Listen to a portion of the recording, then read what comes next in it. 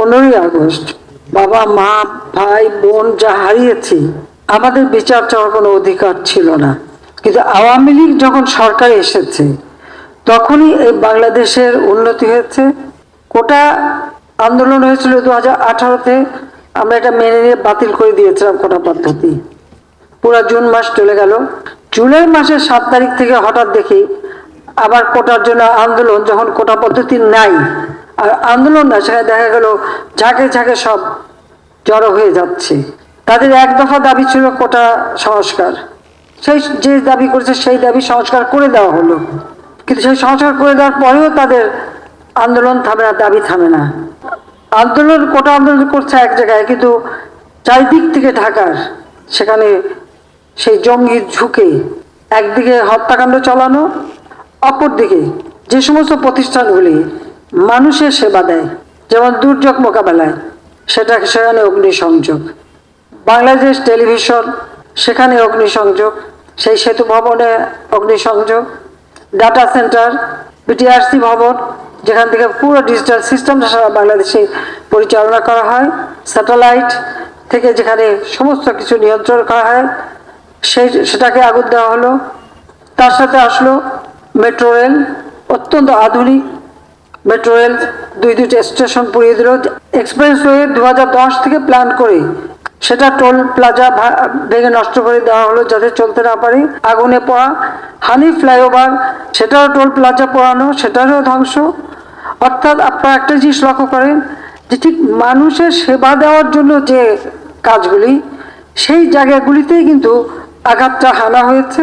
City কর্পোরেশনের ময়লা ফেলার যে গাড়িগুলি, সেগুলি পুড়িয়ে দেওয়া হলো। আজকে কত মানুষের জীবন গেছে। আর সেই সাথে সাথে পুলিশ হত্যা করে, শুধু হত্যা না, কিরকম বিভৎস দৃশ্য আপনারা দেখেন যে হত্যা করে তাকে ঝুলিয়ে রাখা হলো, পা বেঁধে উপর থেকে মাথা নিচু করে। তো পুলিশের উপরে আক্রমণ, কত গাড়ি পুড়িয়ে দেওয়া হয়েছে। র্যাবের গাড়ি চালাচ্ছে তাকে যেভাবে বাড়ি বাড়ি ঢুকে ঢুকে কোথায় পুলিশ আছে, পুলিশকে মারতে হবে। আর আওয়ামী লীগ কোথায় থাকে তাকে মারো। মসজিদে ঢুকে মসজিদের মাইক ব্যবহার করে মিথ্যা অপবাদ দিয়ে মানুষ ডেকে নিয়ে এসে তারপরে এই নারকীয় কাণ্ড চালানো হয়েছে। এবং এ পর্যন্ত অনেকগুলি মৃত্যুর খবর আপনারা পেয়েছেন। বাংলাদেশে আসার পর থেকে আর 75-এর পর থেকে তো আমরা শুধু লাশের মিছিলই পাচ্ছি, দেখছি। এবারেও প্রায় 200-র উপর মানুষ মারা গেল। দোতলা বাড়ির মধ্যে জানলার কাছে ছেলেটা, তার গুলি লেগেছে, বলে হেলিকপ্টার থেকে গুলি লেগেছে। আপনারা বলেন হেলিকপ্টারের গুলি ঘরের মধ্যে ঢুকবে কিভাবে?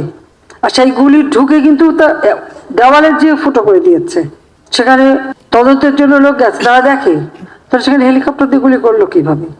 যখন পুলিশ আটকা পড়লে, যখন বিটিভিতে এখানে আগুন দিচ্ছে একটার পর একটা, আমরা হেলিকপ্টার থেকে সেখানে পানি দিয়ে আগুন নেভাবার চেষ্টা করছি, কারণ ফায়ার ব্রিগেড যেতে পারে না। আমার সব থেকে আধুনিক ফায়ার ব্রিগেডের যে গাড়িগুলি সব পুড়িয়ে দিয়েছে, মানুষগুলিকে মেরে তাড়িয়ে দিয়েছে। তখন বাধ্য হয়ে হেলিকপ্টার থেকে আবার পানি দিয়ে সে আগুন নেভাতে চেষ্টা করলাম। সেই সময় আবার অনেক জায়গায় পুলিশ আটকা পড়লো, তার নিচে আগুন দিয়ে দিয়েছে, পুলিশ উপরে ছাদে বসে আছে, খবর দিল, আমরা হেলিকপ্টার দিয়ে তাদের উদ্ধার করলাম। শুধু পুলিশ কেন, অনেক জায়গায় বিভিন্ন বিল্ডিংয়ে যে সমস্ত কর্মকর্তারা আটকা পড়েছে, আমরা হেলিকপ্টার দিয়ে দিয়ে তাদেরকে উদ্ধার করেছি। একটা জিনিস গেলে আবার গড়ে তোলা যায়, কিন্তু একটা জীবন গেলে, প্রাণ গেলে তো আর ফিরে পাওয়া যায় না। আর যারা আপনজন হারিয়েছে, যে মা তার সন্তান হারিয়েছে, যে সন্তান যার বাবা হারিয়েছে, তাদের কষ্ট আর কেউ না বুঝুক, আমি তো বুঝি।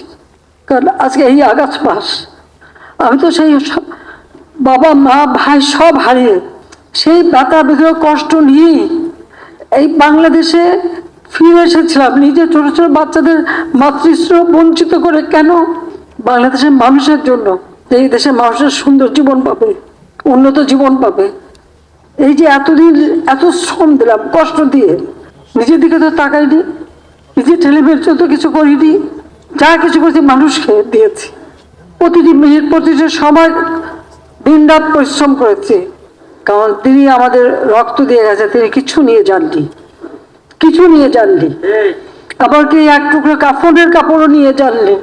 তার গরিব মানুষের জন্য ওই রেড ক্রসের মাধ্যমে যে কাপড় দিতে, সেই কাপড়ের পাড় ছিঁড়ে তারপর সেই কাফন দেওয়া হয়েছিল। আর আমার মা ভাই তাদের কাউকে কোনো কাফন দাফন কিছুই দেওয়া হয়নি, কাজে তারা কিন্তু কিচ্ছু নিয়ে যায়নি, দিয়েই গেছে।